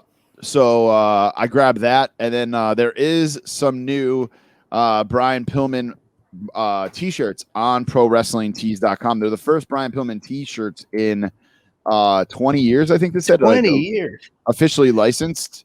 Wow. The first officially licensed. That means the money goes to the family, right? Yes. Official store for Loose Cannon Brian. The store is actually run by his son. Okay. So there's a Hollywood Blondes one, and there's two Loose Cannon style ones. There's one that's just like the famous one where he's in black and white. Mm-hmm. And it says Brian F. and Pillman, the Rogue Horseman. And then there's actually a flying Brian Pillman one too. It's like a cartoon. It looks very like 80s or 90s WCW. I want to buy one of these, and I'm just like looking at them, and I'm like, I don't know which one I would choose, to be honest. I did like how he used to play for the Bengals, and then so he had the Bengal trunks. Like I thought that was pretty cool too. As a kid, that always stood out to me. Like his Galoob. His Galoob was dope. Yeah, it was perfect. Him in the ring, like he always stood out with that. And then I've seen him with the Hollywood Blondes too. Like I love the Hollywood Blondes. Right. So check those out at ProWrestlingTees.com while you're there. Make sure you buy one of our shirts as well. And that's it for wrestling news this week, guys. It was a very, very weird week for for the world of wrestling figures, man. It was like not a lot going on, but we did get some GI Joe news. Yeah, exactly. Some weeks are busier than others. We did get a little preview of Major Blood from Hasbro Pulse. I will definitely be grabbing this. I like it. I like that. Yeah, one. He looks great, man. He looks really, really good. I believe it's going to be June sometime is when he goes on sale. Okay. I don't have. So I thought it was like on the October Instagram page, but it's not. So probably it's like October shipping then if he goes on sale in June. Yeah, unless they're going to ship them right away. I don't know. Stay tuned for Yo Joe. Oh, no. Okay, so stay tuned for Yo Joe June in a few weeks for more news and product reveals, including the official U.S. release date of G.I. Joe Classified Series Major Blood. So he does. He looks awesome, man. So they just gave us a little taste of like the line that they're going to put out. Tease. Okay. Yeah. All right. So they'll probably get like a Serpentor. Oh man, I don't even know. I hate predicting lines because I'm not good at it. I'm not good at it. Okay, and then they surprise you. Then they go, "Oh yeah," you'll be like, "Oh yeah, I forgot about that one." Yep. That definitely posted like a classic gung ho in his like when they had him in the Marine uniform. I didn't see that. Yeah, I remember that when I was a kid. Like it was the original size. Yep. And who God knows how much you would have to pay for this, but yeah, I remember back in the day they had a version of Gung Ho and he was wearing the Marine formal uniform. I don't know why I don't remember that, but yeah, it's a dope figure. Yeah, so stay tuned for Yo Joe June from Hasbro Pulse. What else we got here? We got Major Blood. Oh, Netflix Masters of the Universe Revelation. They announced the figures. This is what I closed out of earlier, so I have to go back and try to pull a picture up. Did you see these figures, DJ? I'm gonna look at them right now. Looks great. The action figures look great. I've heard nothing but like out of the previews, like people are saying like this Netflix series looks really good. The trailer's up, but I have not. Is it up? There's like a page for it on Netflix. That's like the first, like when I type this in, that's the first thing that comes up when you go for Revelations. Now I'm going for and the big thing is it's coming from Kevin Smith. So I think it's gonna be good if he's doing it. Now I cannot find these damn pictures of the Rev. Oh, here we go. So the first line is He-Man, Evil Lyn, Skeletor, and Mossman is your Masters verse. And I kind of like that Mossman.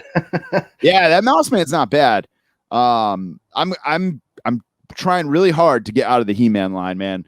My buddy texted me today. There's like they keep dragging you back. They do, man. I'm ready. Yeah, that Mossman I might have to go with. The Origins wave I gotta jump out of. I'm gonna keep He-Man and Skeletor and maybe Battle Cat, and then I gotta get rid of the rest. And maybe Orko. I might keep Orko. Yeah, that's I'm excited for that Netflix series, man. There is no trailer for it yet. I apologize. I thought there was. But you can't see they do on they have a website where you can take a look at some steel stuff. Yep. Looks good, man. And these packages look great for these figures. I'm like staring. I'm like, looking at them. They look awesome. All right. What else we got here? We got Disney Super 7. Super 7 Ultimates. I've talked about these with the G.I. Joes, or not G.I. Joes, the Ninja Turtles. And now we're getting Disney. Series 1 was announced like months ago. I think we might have talked about Series 1 over the summer. It's like Fantasia, Mickey.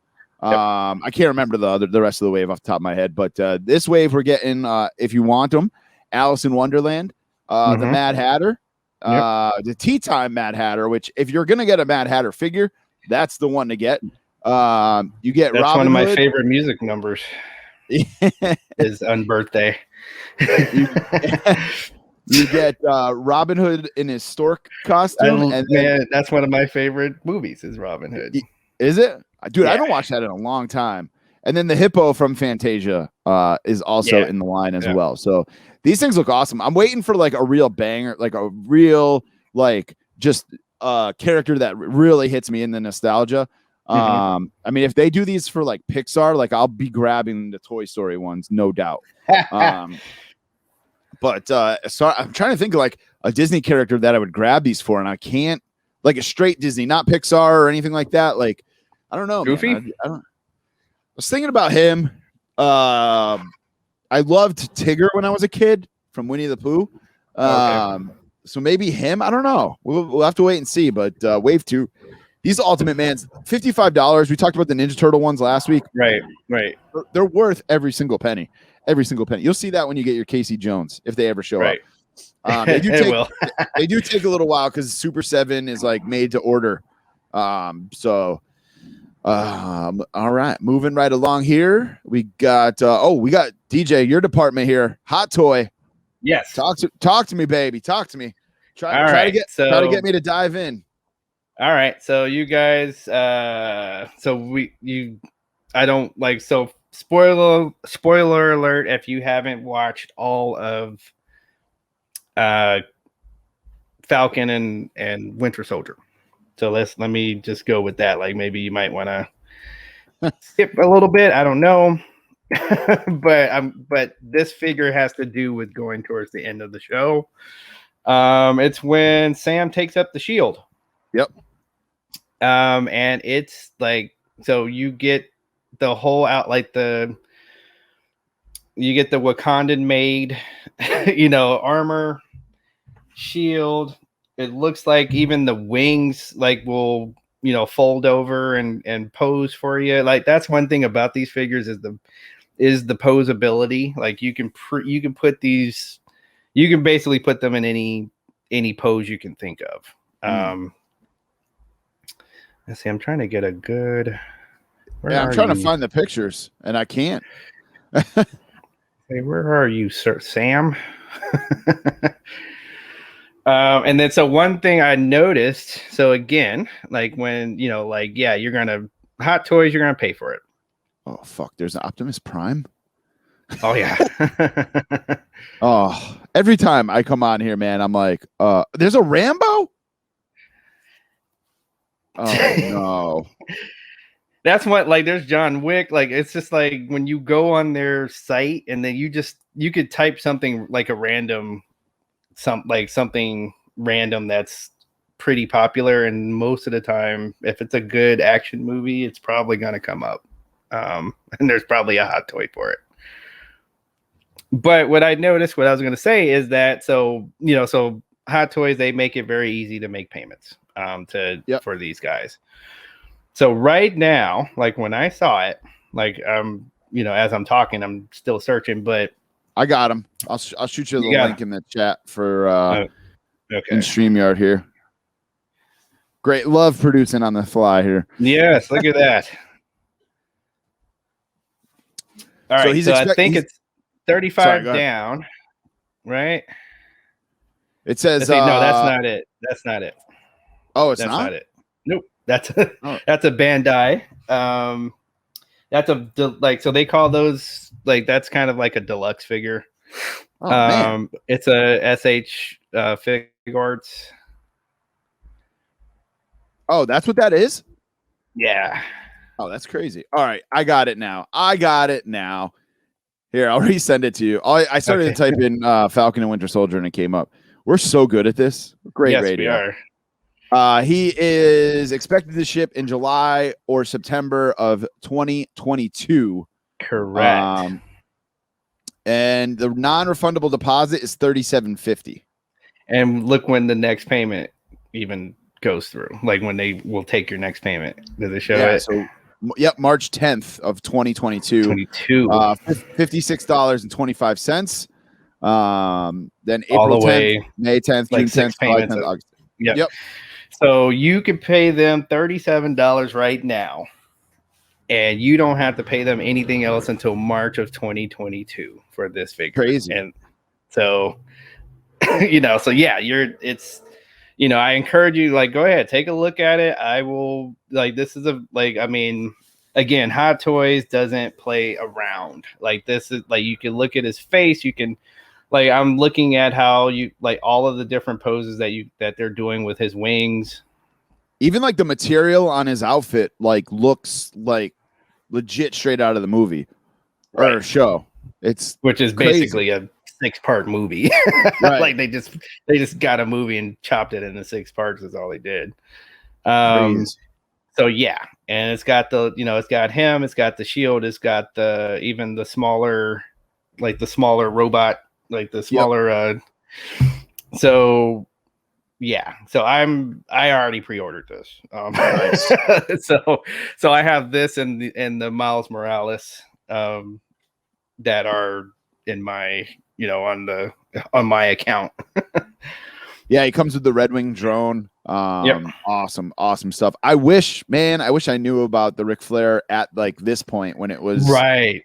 When you could put $30 down and get them and pay $50 a month for them or whatever. But correct, good stuff, man. That's a great looking figure. We'll talk more about Winter Soldier and the Falcon a little bit later on in the show. All right. We were struggling for topics today or earlier today. As we sit here with an hour and 20 minutes into our podcast, but so I think we're doing great. We're doing great for a little bit of stuff that we had to talk about. Yeah. So I went into the Fig Cave and I said, "Hey guys, shoot us some questions." I'm gonna pick one here, DJ, if you don't mind. Let's get it. Let's see. Where's my post? And I will try to answer it in outrageous fashion. All right. So Kenneth Dinkins asks, "What happened to Kenny?"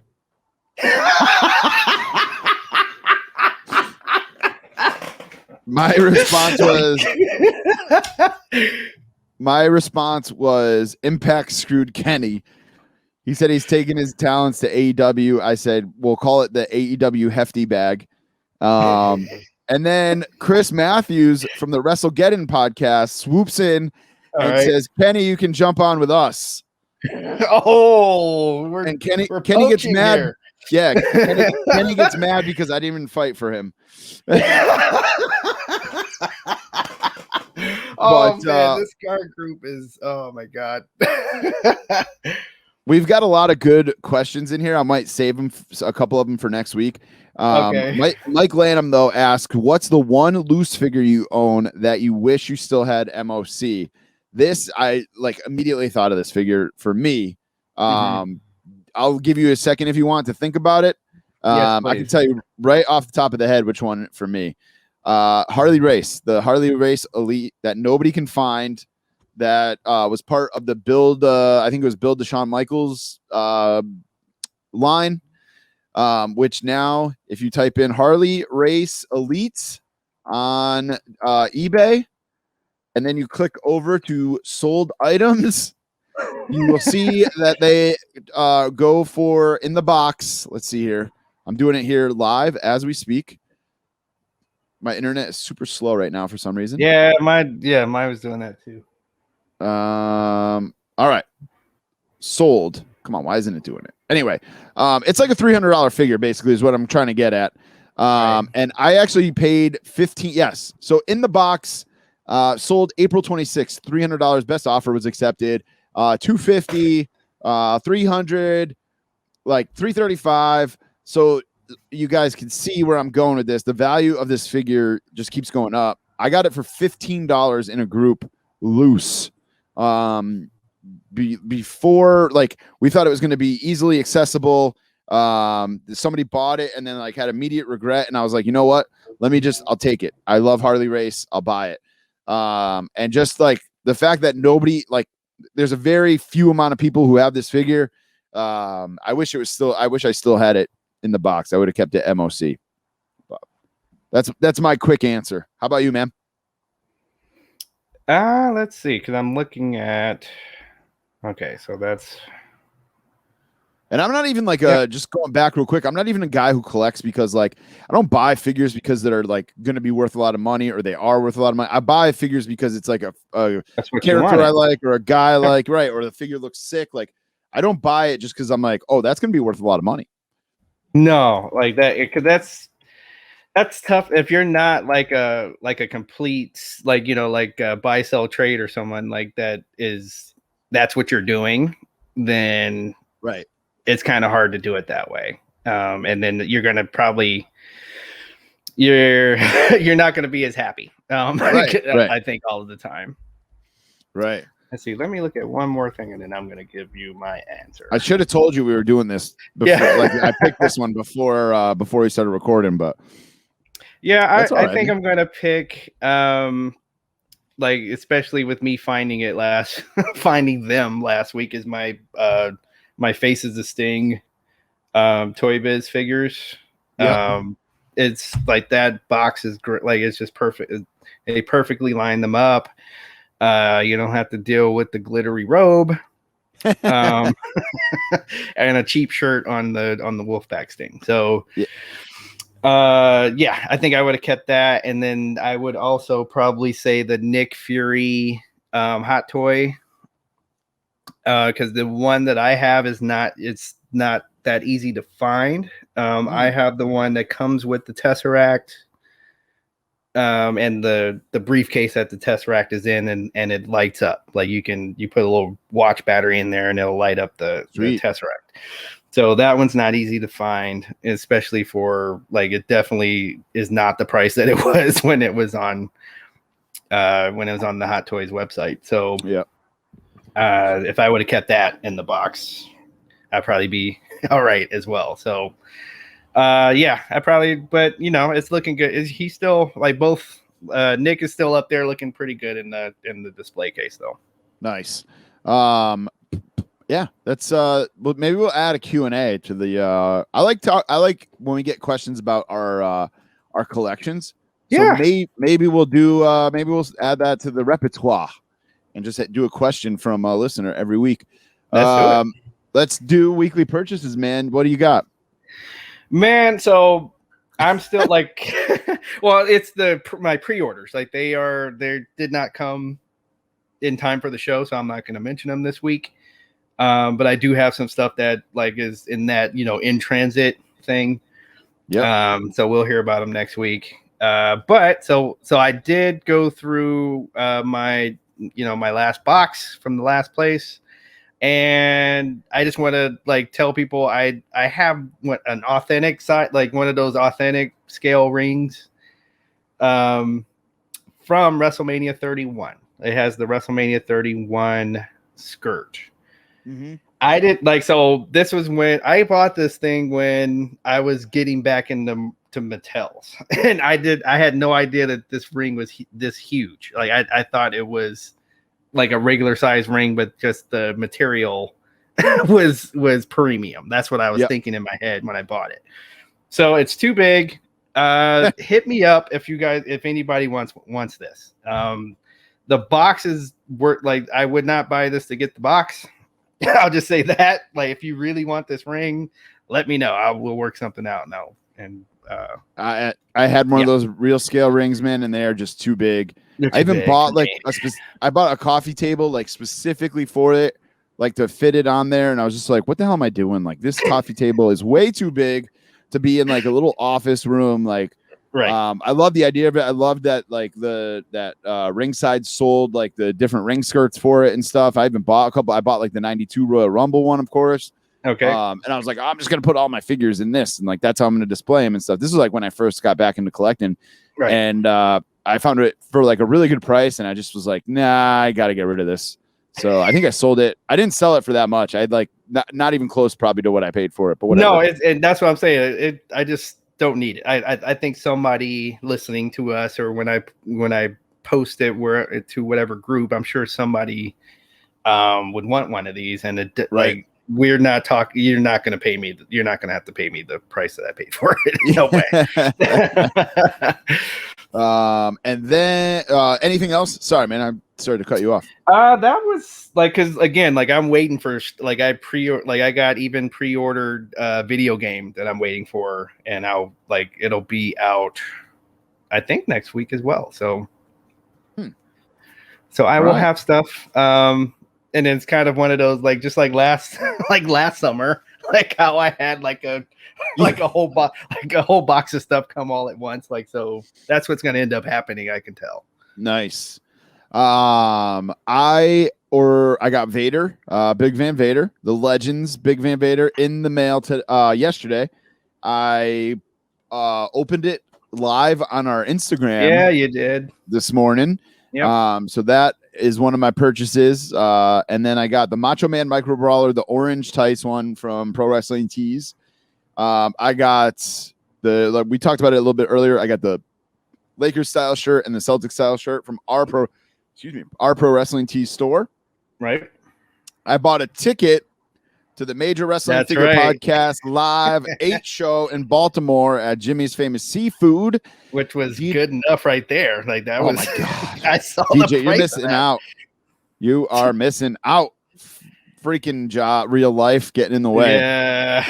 And like the busiest part of my, like anybody listening to us that works in education, like this is like the playoffs for us. So yeah. And I also bought my flight to Baltimore, which is super cheap. Honestly, like between like the time it took me to drive down there last time, it wasn't a terrible drive, but it was just it's 5 hours. Right. And what the flight cost, it was like boom, let's go. I got that. Can't wait for that. Mike Lanham's going. Phil Gentile from the Fig Cave. Myself and Kenny. We're all going to the live show, and then we're meeting up with Zach while we're down there as well. We're going to get some hip-hop chicken and fish. Right. Which, if you listen back to our March Madness episodes, they made it pretty far in the tournament. All about. And then we're going to go to the live show. We're going to go to an Orioles game, too. So it's going to be a good time. I'm looking forward to it. And then I got finally Zartan. I ordered this from Hasbro Pulse. And these were showing up in fucking stores. Their Entertainment Earth was shipping them out. And I was like, where is my order? I saw one of those in my Target. Oh my God. And I'm like, you guys are asking me to re-up my subscription to Hasbro Pulse. I'm like, not if I'm going to get stuff last. And then I got the Cobra Trooper. Or Cobra Infantry. And this is a phenomenal. I don't know if you guys can see it good with the light, but this is a phenomenal looking figure. He's got his COVID mask and everything. Yeah. I got to find room in my office here for my G.I. Joe classifieds. They're just so freaking good. And that's it, man. That's it for my weekly purchases. So all right. I think it's time to move on into Falls Count Anywhere.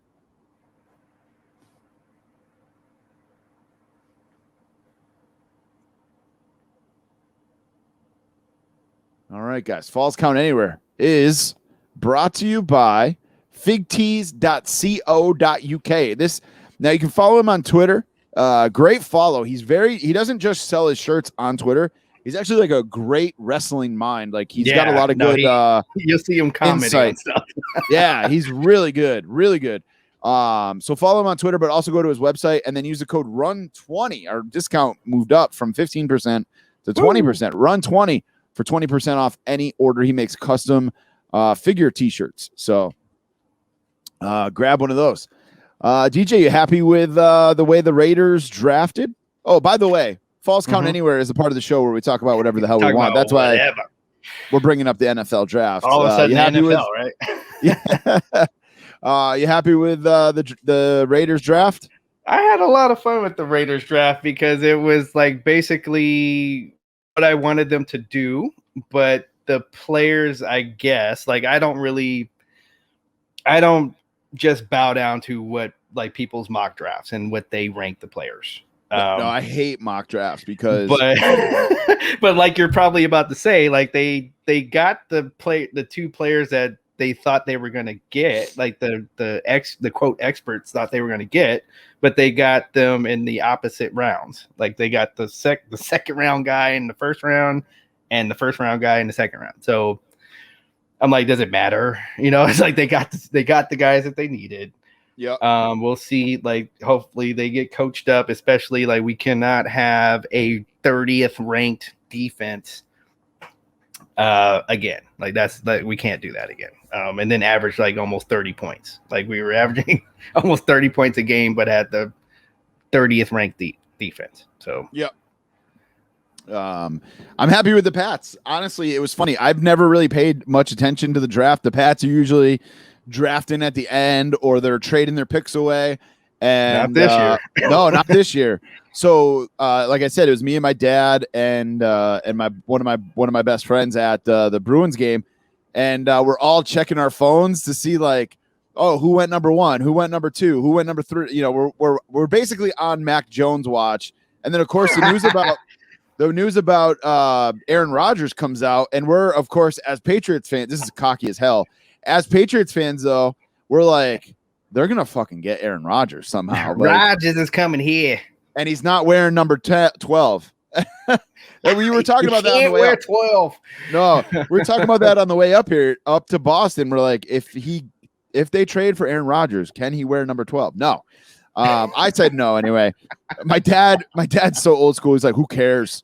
They don't retire. They don't retire numbers. Just get them. But Raiders don't retire numbers. Really? Yeah. Pats don't either.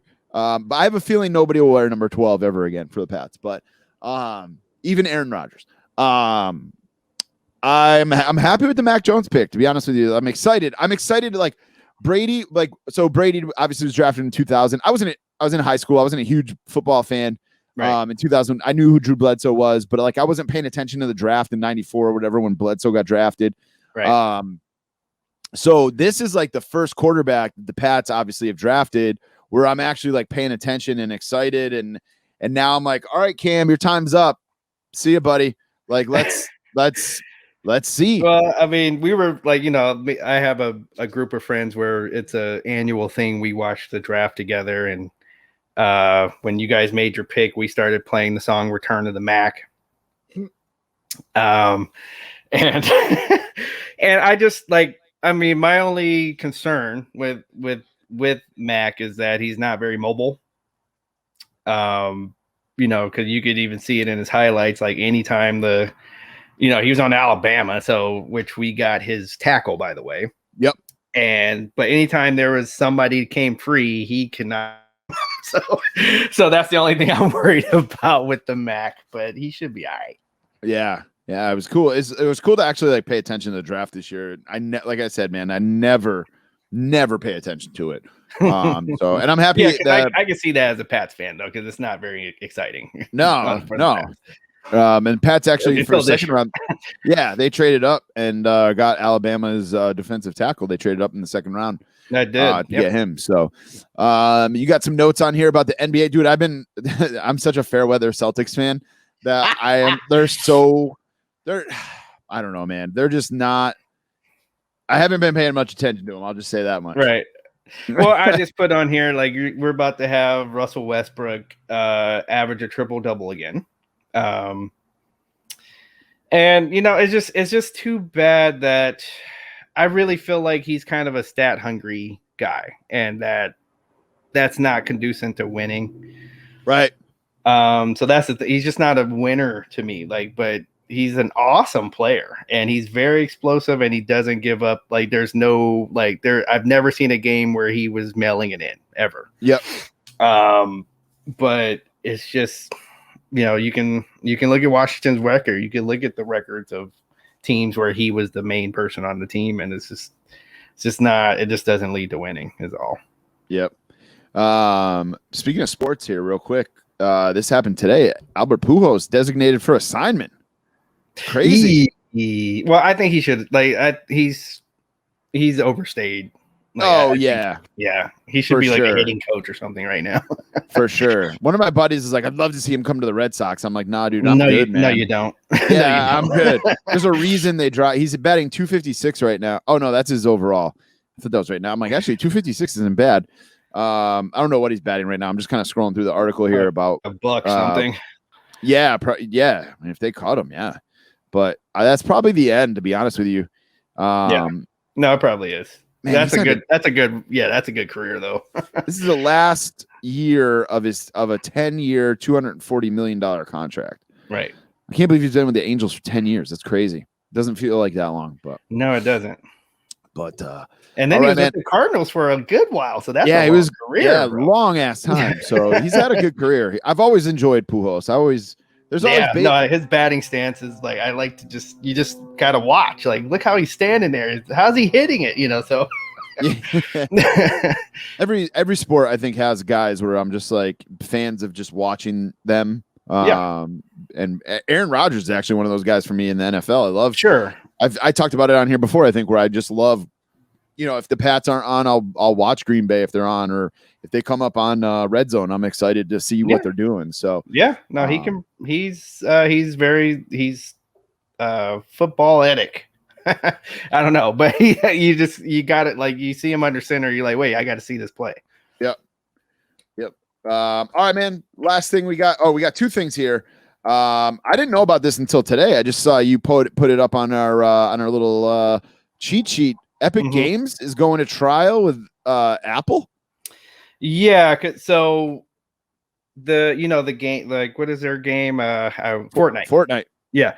So what happened was, I believe this was either a year ago or a couple of years ago, where they tried to cut Apple out of their in-game purchases. And that's a breach of contract. When you have that kind of an app on their on iOS. Yep. It happens to be a breach of contract when you have that type of a game on any platform.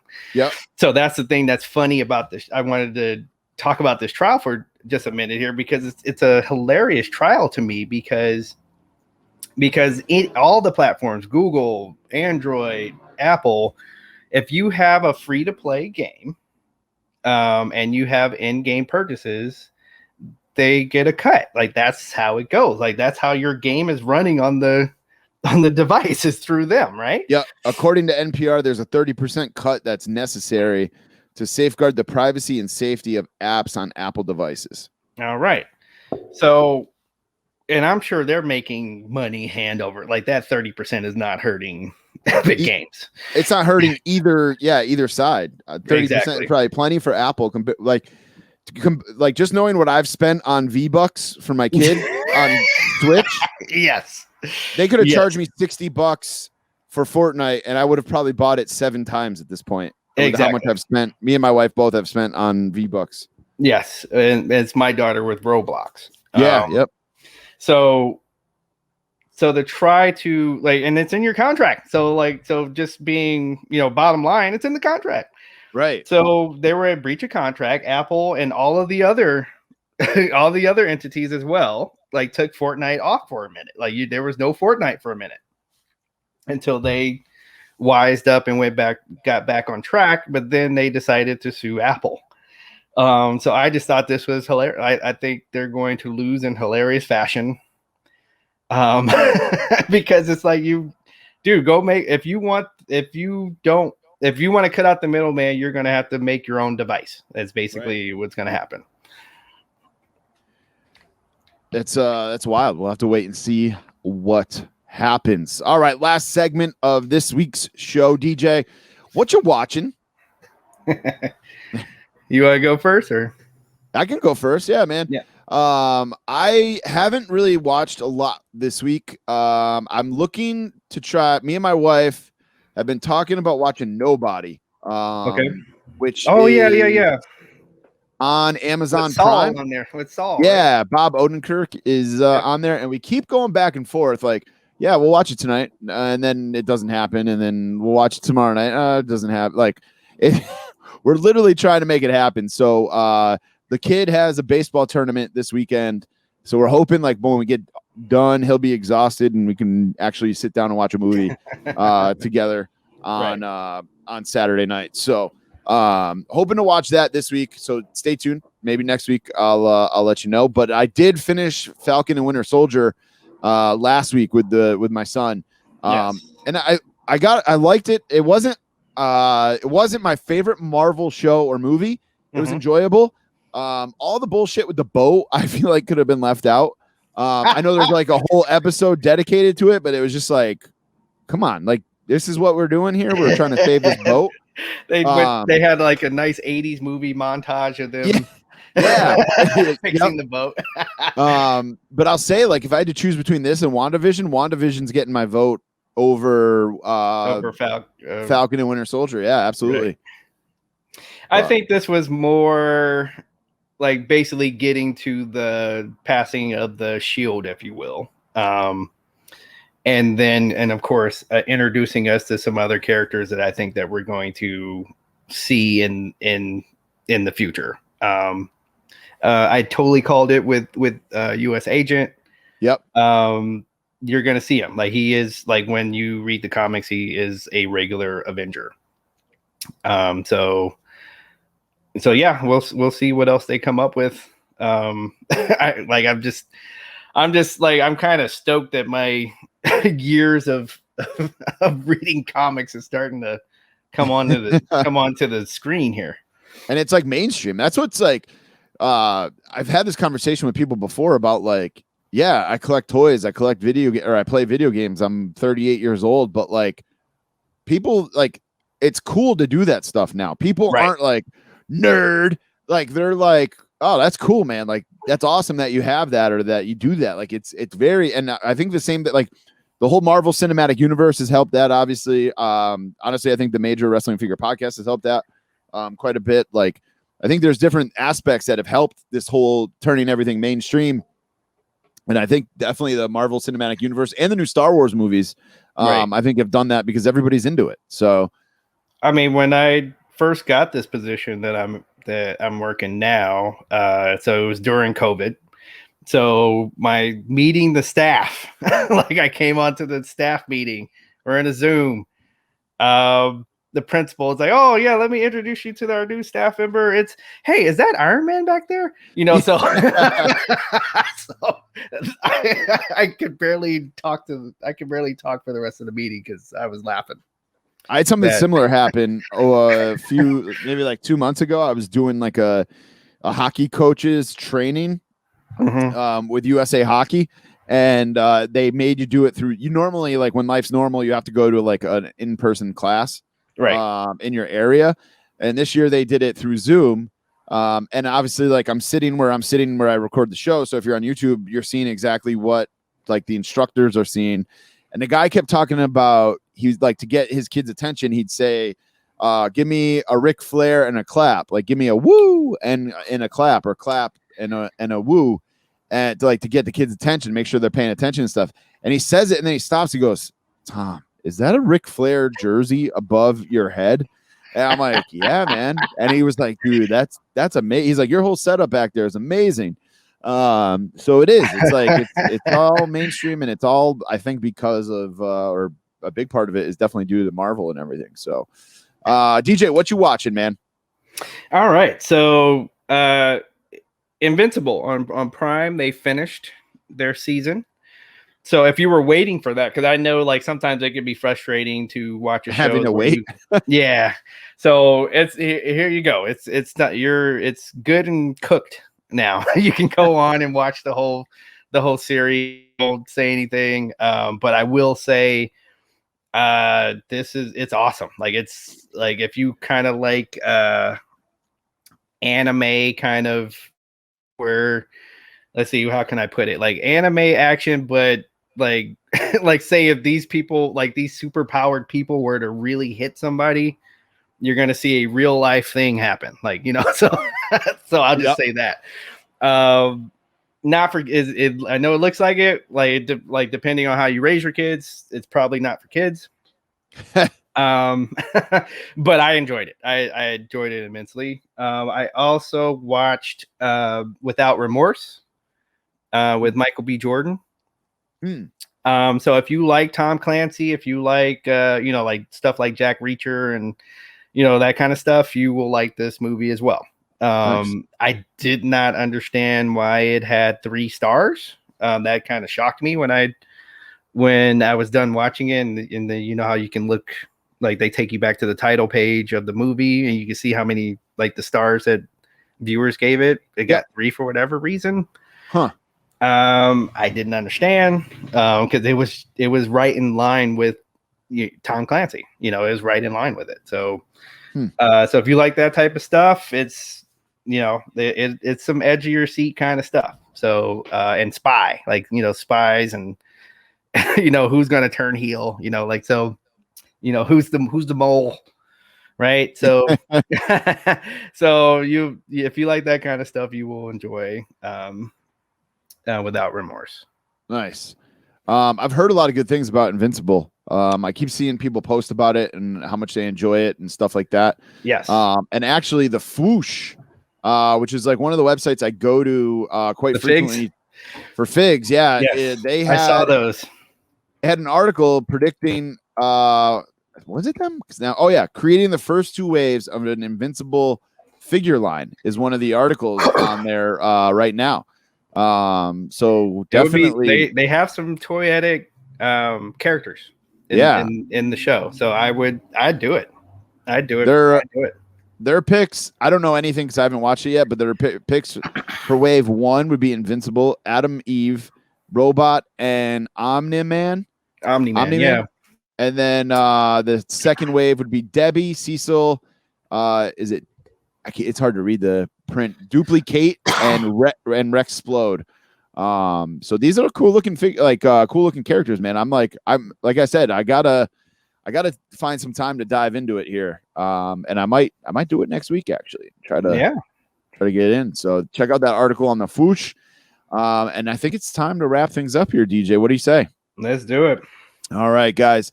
That's it for this week's episode. We got a couple of shout outs here. We're going to shout out the Fig Cave podcast, our boy Phil Gentile over there doing work. And don't forget, he is got a deal for you. If you go over to Collar and Elbow, great wrestling shirts. You can get 10% off if you enter the code CAVE over there at checkout.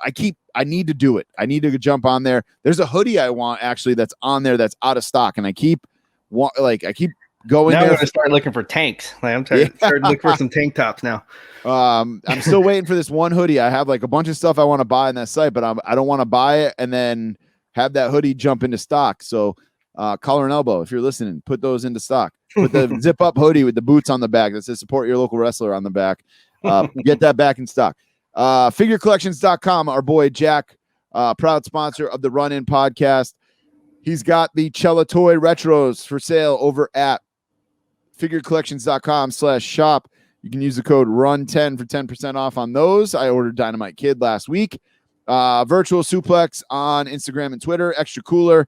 The Call Up, our boy Kenny over there at the Call Up. He's got some great interviews on his YouTube channel and more to come. The WrestleGeddon podcast, Turnbuckle Tavern podcast. Of course, Buy Sell Trade Toys at Buy Sell Trade Toys on Instagram. Keystone Collectibles on Instagram. They got a discount code for you. It's RUN10 for 10% off. And of course, Heroes Hideout, the OG sponsor of the Run In podcast. Use the code RUN_IN for 10% off. Remember, runinpod.com is coming. So you don't have to memorize all these codes. You can just go to runinpod.com and click on deals, and it'll give you all these discount codes that we have to offer you guys. So keep that in mind. Don't forget to subscribe on YouTube. It's youtube.com/the Run In podcast.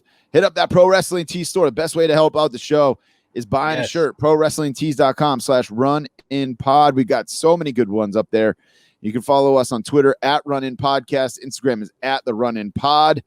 My Twitter and Instagram is both Tommy Paradise, PAIRODICE, and DJ. You got a new social media you want to pimp out, right? Yeah. So I got like a third, so all three of them. Fig Night 27, FIGKNIGHT 27. So I am now on Twitter. I am on Instagram, and I'm also on Twitch. So because I figure, you know what, I'm always especially when Raw's bad or whatever, and let's say your Raw is not going well for you either. Go ahead and follow me. I play stuff like right now I'm finishing up Watch Dogs, and then I'm about to get that Mass Effect Legendary Edition, where I'm going to play all three and make a character and make all kinds of this. You can laugh at all the decisions I make that might blow up somebody's planet or something. Mm-hmm. So I like playing story-driven things like that. So it I think I'll be a good follow. I'm just having fun. You can message me on anything. You can message Tommy too. Like we talk to to our listeners when they message us. That's right. So yeah, come on over. I'm gonna try to get a Twitch going. I have one that I use to like watch, but yeah, I was saying to you when you were telling me about this, like, it'd be cool to stream. I'm playing the show a lot. Right. It'd be cool to stream my shitty games. And then we want to do a show league within the Fig Cave. You can join over at thefigcave.com. And we want to make that happen. So I think Twitch would be a great way to do it. And there's a lot of things you could do with Twitch, like do some unboxings. Yep. DJ, if you have something, you can just jump on there. You don't have to like send me the videos and then have me upload the videos to YouTube and edit and stuff like that. So it would save me some time. Okay. But yeah, we're gonna make this happen. So yeah, I'm excited for that. So follow DJ on Twitch, and then I'll maybe have one for you to follow next week. Yeah, there you go. We'll see. So that's it, guys. Thanks for listening to another edition of the Running Podcast. Oh, one last thing. Don't forget about the Blitzkrieg Pro Show. Yes. Enfield, Connecticut. I'll see you tomorrow night. Speaking of Twitch. That's right. And it'll be live on the Major Brothers Twitch, Major Pod Network Twitch. I'll have stickers to hand out. I'll be wearing the Boston Celtics Run-In Podcast t-shirt. I'll have my son with me. I have no idea what he's wearing. But yeah, we'll make sure you stop me, say hi, tell me who you are. I'll give you a sticker, and we'll have some fun. And the rest of you guys who cannot be there, enjoy the show on Twitch. Make sure you watch it and support Blitzkrieg Pro. Support that independent wrestling. Yes. DJ, got anything else before we sign off here, man? Are you good?